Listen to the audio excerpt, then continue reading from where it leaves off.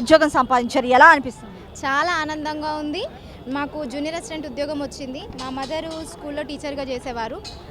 అది స్కూల్లోనే టీచింగ్ చేస్తూనే హార్ట్ అటాక్ వచ్చి చనిపోయారు. అది స్కూల్ నుంచి ఇంటికి డెడ్ బాడీతో రాగానే మేము అసలు షాక్కి గురయ్యాము. ఇంకొకటి ఏంటంటే మా మదర్ అనేది సోర్స్ ఆఫ్ ఇన్కమ్ మా ఫ్యామిలీకి. మా మదర్ పోవడం వల్ల తీరని లోటు ఏర్పడింది. మా మదర్ చనిపోయి 9 ఇయర్స్ వస్తుంది. మేము ఉద్యోగం కోసం వెయిట్ చేస్తూనే ఉన్నాము. నేను ఓన్లీ వన్ డాటర్ని. ఉద్యోగం కోసం చాలా సంవత్సరాలు పెళ్లి చేసుకోకుండా 2-3 ఏళ్ళు వెయిట్ చేశాను. ఇంకా ఏజ్ అయిపోతుంది, ఇంకా అవ్వట్లేదు కాబట్టి నేను పెళ్లి చేసుకొని ఒక పాప అయ్యాక నాకు జాబ్ వచ్చింది. అది కూడా కాంగ్రెస్ ప్రభుత్వం ద్వారానే. మేము సీతక్కని చాలాసార్లు కలిసాం. మాకు ఇట్లా మా ఇబ్బందుల గురించి అన్నిటి గురించి చెప్తే చాలా బాగా స్పందించారు. మాకు న్యాయం చేస్తామని, తప్పకుండా న్యాయం చేస్తామని చెప్పారు. మన ముఖ్యమంత్రి గారితో మాట్లాడి ఒప్పించి కార్య నియామక ఉద్యోగాలు ఇప్పిస్తామని చెప్పారు.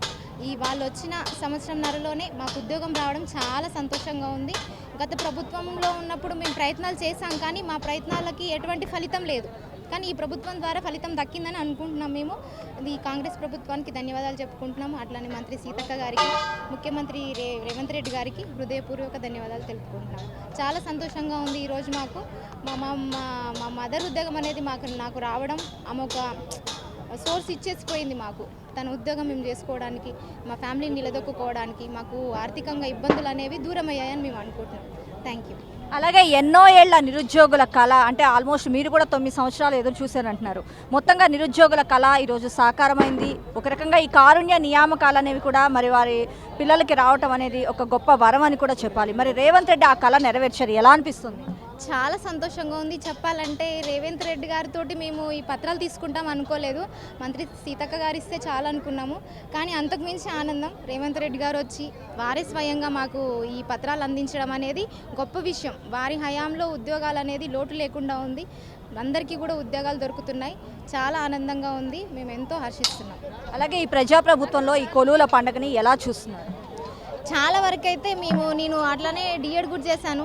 రీసెంట్గా టెట్ కూడా రాశాను. ఈ ఉద్యోగం కాకపోతే అదన్నీ వస్తుందో రాదో అన్న ఉద్దేశంతో. కాకపోతే వీళ్ళు రాగానే వెంటనే ఈ మన నోటిఫికేషన్స్ ఇవ్వడం జరుగుతుంది.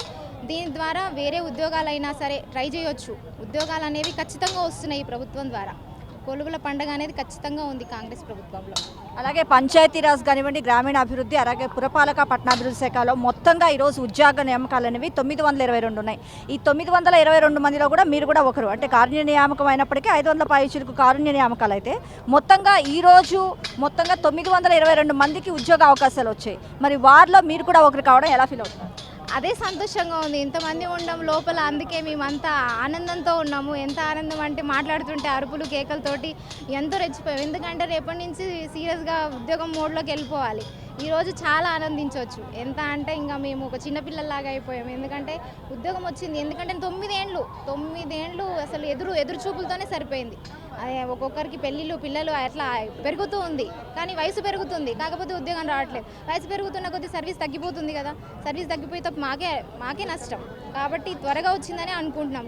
ప్రభుత్వం రాగానే సంవత్సరంన్నరకు వచ్చిందంటే చాలా సంతోషంగా. అలాగే కాంగ్రెస్ గవర్నమెంట్ మీ కళ, స్వప్నం, ఆశయం నెరవేర్చాయి.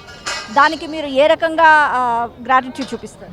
గ్రాటిట్యూడ్ అంటే ఇప్పుడు మేము ఉద్యోగం కరెక్ట్గా చేసి, ఎటువంటి తప్పులు లేకుండా, ఎటువంటి పార్షాలిటీ లేకుండా ఏదైతే బాధ్యత ఉందో దాన్ని మేము సక్రమంగా నిర్వర్తిస్తే మేము అదే చేసే మేలు. Subscribe us and press the bell icon for more interesting updates.